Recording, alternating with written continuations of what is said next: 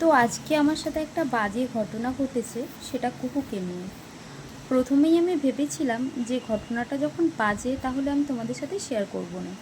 তারপরে ভাবলাম যে না, এটা তোমাদের সাথে শেয়ার করাটা মনে হয় দরকার, অনেকের প্রয়োজন এটা।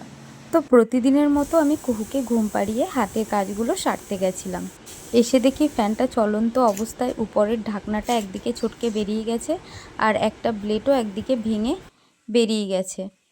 তারপরে মামুনির চিৎকার শুনে আমি ছুটে ঘরে এসে দেখি দুটো ব্লেড শুধু ঘুরছিল এরকম খোলা অবস্থায়। তাড়াতাড়ি করে আমি অফ করলাম। যদিও আমরা কুহুকে একা ছাড়ি না, মামুনি ওর পাশে ছিল।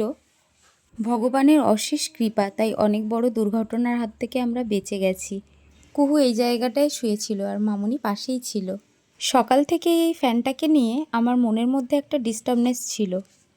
এমন অনেক বাড়ি আছে যাদের বাচ্চা ধরার মতো কেউ থাকে না, তারা শুধু বাচ্চাদের ঘুমানোর অপেক্ষায় থাকে, কখন ঘুমোবে তারপর বাড়ির কাজগুলো গুছোবে। তাদের উদ্দেশ্যে বলা আমার, যে বাচ্চাকে যখন বাড়িতে একা রেখে যাবে চারিপাশটা ভালো করে দেখে নেবে।